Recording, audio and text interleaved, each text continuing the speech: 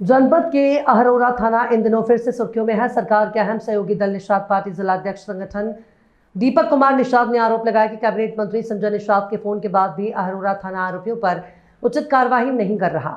आपको बता दें कि अभी कुछ महीने पहले अहरोरा थाने में एक निषाद पार्टी कार्यकर्ता को अपमानित करने का मामला खूब सुर्खियों में रहा।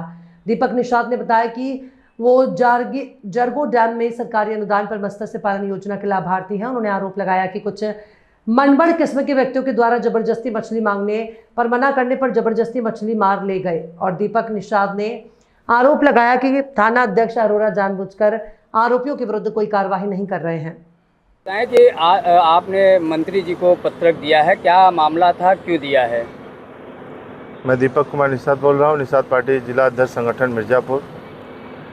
मामला चुनार के जरगो डैम में मत्स्य पालन हम लोग करते हैं। वहाँ पे केज के माध्यम से हम लोग लाभार्थी हैं। माता सुकेता योजना है, उस योजना के तहत हम लोग वहाँ मछली पालन का काम करते हैं।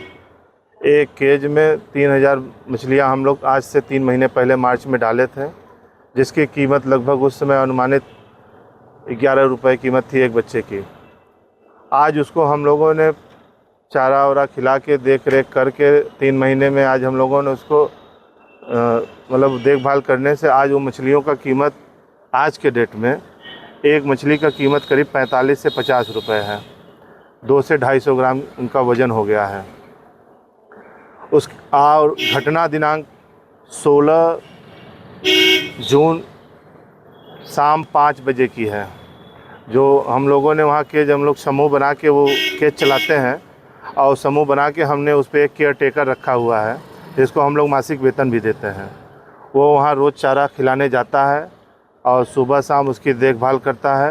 रात में वो 10 और 11 के बीच में घर चला आता है।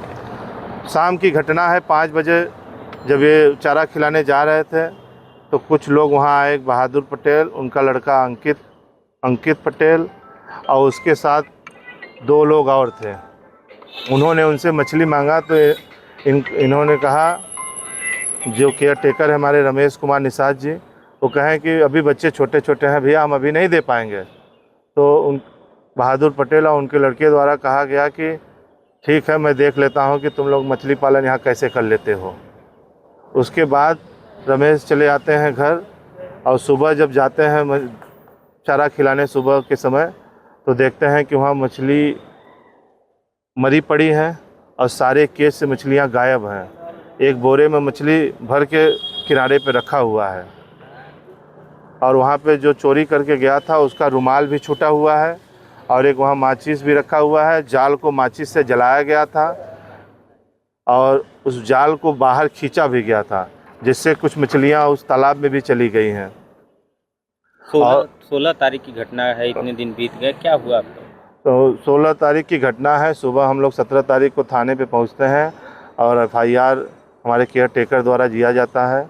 उस FIR के बाद पुलिस तुरंत हरकत में आती है, 3 लोगों को गिरफ्तार करती है।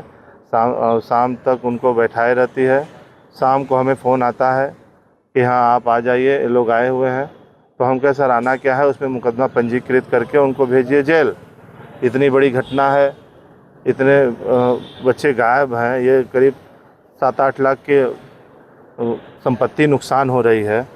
तो हम कहे तो वो लोग फिर अगले दिन उसको मैनेज करने के लिए कहें सर वो आपका नुकसान भरपाई करेंगे, लेकिन 3 दिन इसी बात में हम लोगों को टरकाते रह गए और नुकसान की भरपाई नहीं हुई।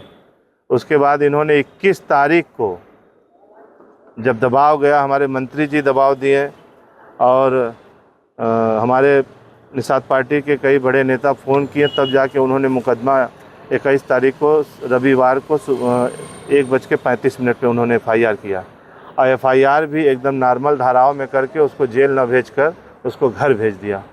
क्या चाहते हैं इसमें?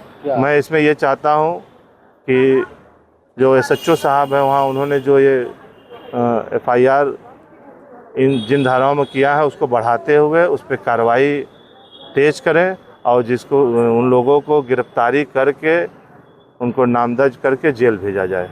अगर आपको पकड़ में आ गया तो उनको जेल भेजा जाए।